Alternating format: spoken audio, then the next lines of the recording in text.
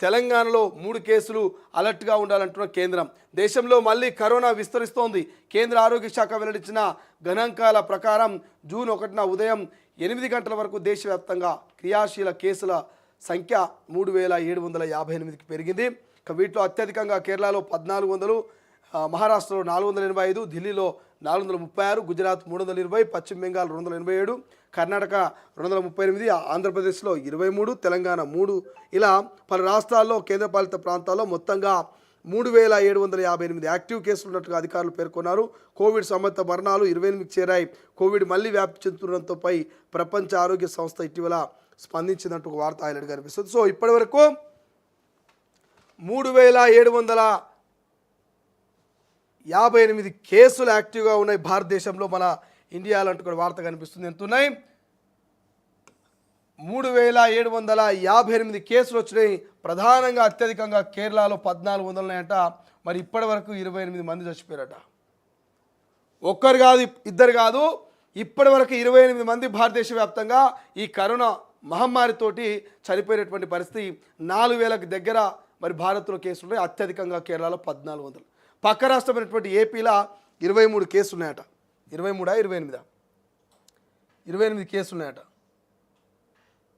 23 కేసులు ఆంధ్రప్రదేశ్లో ఉంటే తెలంగాణలో ఇప్పటి వరకు నమోదైన కేసుల సంఖ్య కేవలం 3 తెలంగాణలో ఇప్పటి వరకు 3 కేసులు నమోదైనాయి.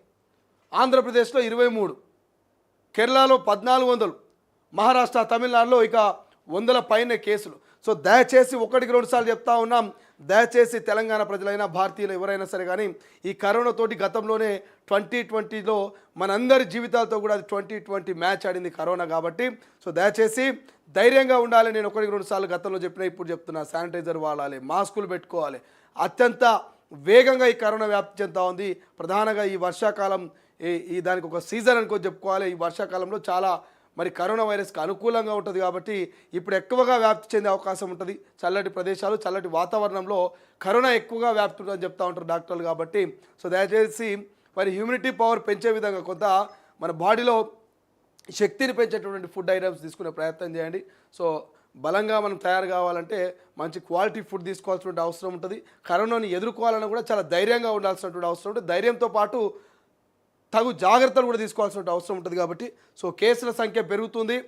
దయచేసి మరి కరోనా నుంచి కనుక మనం బయటపడాలి, కరోనా నుంచి మనం తప్పించుకోవాలంటే మాత్రం తగు జాగ్రత్తలు తీసుకోవాల్సిన మాత్రం అవసరం అయితే ఖచ్చితంగా ఉన్నది. సో ఇక మీరు ఆలోచన చేసుకోండి, జాగ్రత్తలు ఎట్లా తీసుకుంటుంది అనేది మీ విజ్ఞతకే వదిలేస్తూ ఉన్నాం. ఇంకా హైలైట్గా ఉన్నటువంటి వార్తలు ఏమన్నా ఉన్నాయంటే ఈనాడులో చూస్తే మావోయిస్టుల మరొక కంచుకోటపై గురి. నేషనల్ పార్క్ అభయారణ్యం లక్ష్యంగా బలగాలు అడుగులు. అగ్రనేతలు అక్కడే ఉన్నారని అంచనా.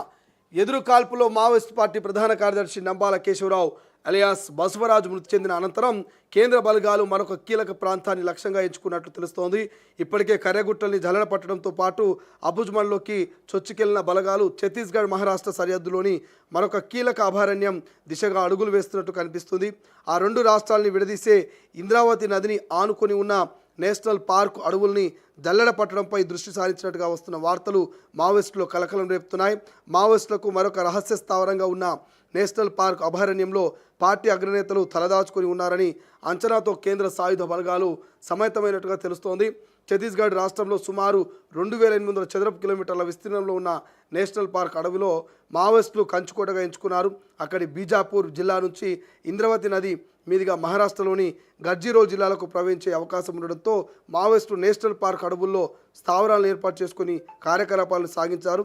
కర్రెగుట్టలను జల్లెడ పట్టిన సమయంలో తెలంగాణ రాష్ట్ర మావోయిస్టు కమిటీతో పాటు ఆ పార్టీ కీలక నేత హిడ్మా ప్రాతినిధ్యం వహించేట్టు వార్త కనిపిస్తుంది.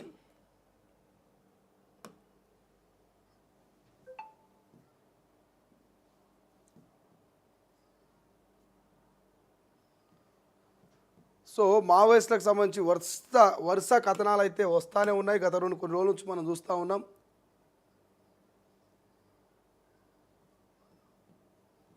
సో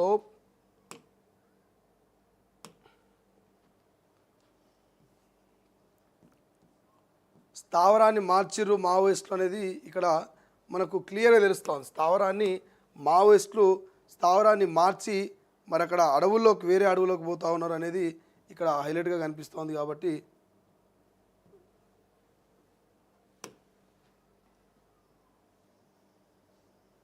ఇక్కడ రాసిరా ఇది.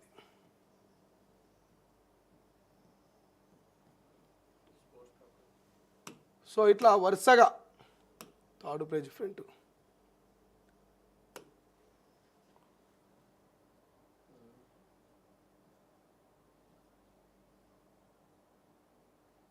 ఉక్రెయిన్ దాడికి సంబంధించిన వార్త కనిపిస్తుంది.